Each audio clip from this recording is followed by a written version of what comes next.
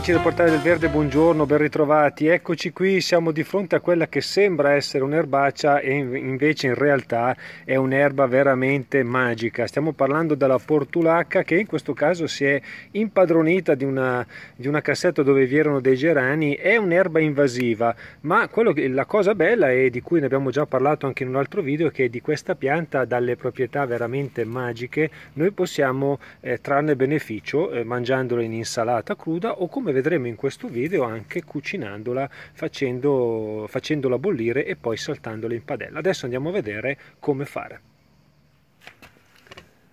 Bene, procediamo a raccogliere i rametti, quelli più teneri, ricordando sempre che si mangia praticamente tutto della portulacca, sia il fiore che il seme, è tutto buono.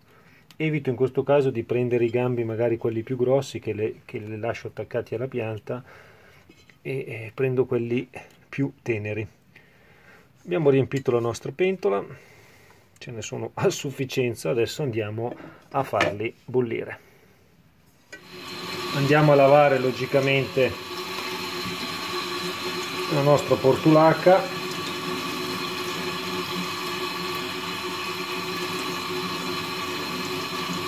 Dopodiché andremo a buttarla nell'acqua, andremo a farla bollire nella pentola.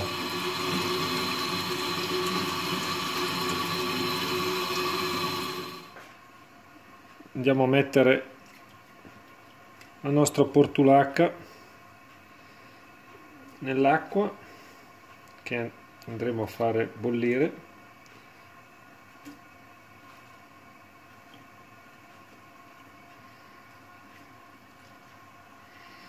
A questo punto ci aggiungo anche un poco di sale, visto che a me piace comunque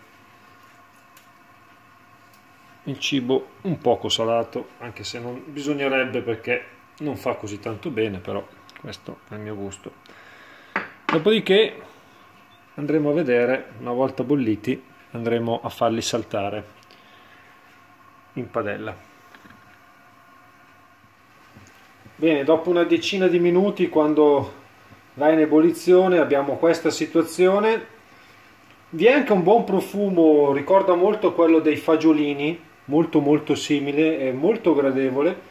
Io lo lascerò andare ancora un altri 10 minuti più o meno, quindi un totale di 20 minuti. Dopodiché andremo a saltarli in padella e a dargli, diciamo così, a finirli come noi vogliamo, con dell'olio, o chi li vuole fare con del burro, insomma come volete voi. Adesso ancora 10 minuti.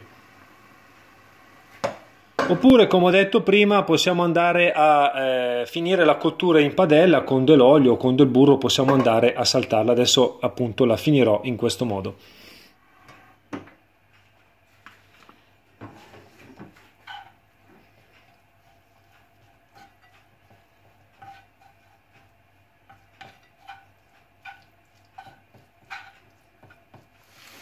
Eccola qua, un paio di minuti saltate in padella, e come potete vedere il risultato è anche bello, anche a livello ottico è sicuramente un bel vedere. Quindi la nostra portulacca è pronta. Adesso andrò ad impiattarla, magari gli troverò, che so, magari 2 uova da mettergli di fianco, un poco di riso.